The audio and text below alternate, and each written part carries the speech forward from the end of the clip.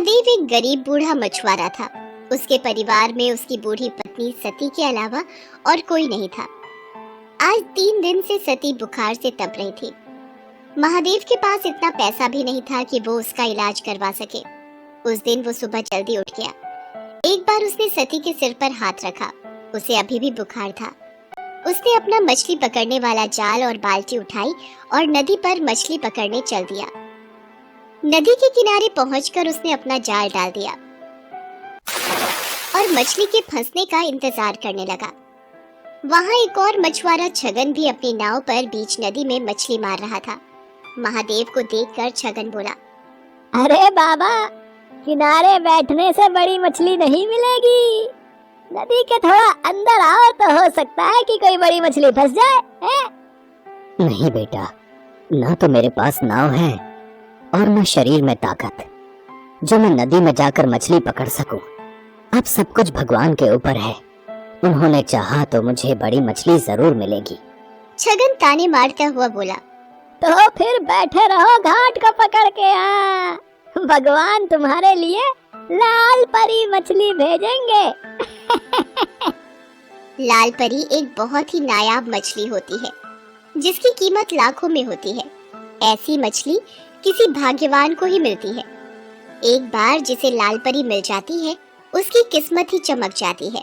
खैर, महादेव ने छगन की बातों पर कोई ध्यान नहीं दिया और काफी देर इंतजार करने के बाद अपना जाल खींचा। उसका जाल भारी लग रहा था। लगता है कोई बड़ी मछली फंसी है। मगर जैसे ही उसने जाल बाहर खींचा उसका सारा जोश ठंडा पड़ गया। जाल में मछली तो क्या, एक घोंघा भी नहीं फंसा था। उसकी जगह उसमें ढेर सारा कचरा जैसे प्लास्टिक की बोतलें, सड़े पुराने जूते और चप्पल फंसे थे। ये देखकर छगन जोर से ठहाका लगाकर हंस पड़ा और बोला, अरे वाह बाबा वाह, बहुत बड़ा खजाना हाथ लग गया है तुम्हारे। इसी तरह रोज खजाना मिलता रहा तो एक दिन तुम जल्दी ही रईस बन जाओगे।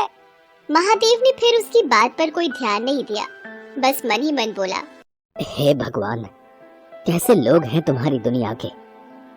जो नदी हमें पीने को पानी और खाना देती है उसमें लोग न जाने क्या क्या गंदगी डाल देते हैं। इतना सोचकर उसने फिर से जाल डाला।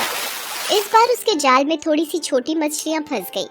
लगातार मेहनत करने से महादेव का बूढ़ा शरीर थक गया था, इसलिए जो मछलियां फंसी थीं उन्हें समेटकर महादेव बाजार चल पड़ा।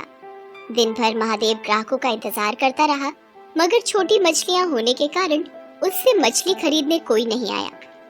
बाकी के मछुआरे बड़ी बड़ी मछलियां पकड़ कर लाए थे। उनकी सारी मछलियां देखते ही देखते बिक गई। हे भगवान, शाम होने को आई है। अब तो बाजार भी उठने लगा है। एक भी ग्राहक नहीं आया। सोचा था थोड़ा सा पैसा आ जाएगा तो सत्ती के लिए खाना और दवाइयाँ लेता जाऊंगा। बेचारी बुखार से तड़प रही है। अभी महादेव ये सोच ही रहा था कि वहाँ एक आदमी आया और उससे बोला, बाबा, ये मछलियाँ कितने की हैं? बेटा, ये हैं तो 200 रुपए की, मगर मैं तुम्हें 150 में दे दूंगा। 150 तो महंगा है। मैं तो इनके केवल 100 रुपए दे सकता हूँ। वैसे भी बाजार बंद होने वाला है। अब कोई तुम्हारी मछलियाँ खरीदने से तो रहा, इससे पहले कि ये सब सड़ जाएं, इन्हें तुम मुझे 100 रुपए में दे दो। मरता क्या न करता। आखिर महादेव को 100 रुपयों में उसे सारी मछलियां देनी पड़ी। बाजार भी तब तक उठ चुका था।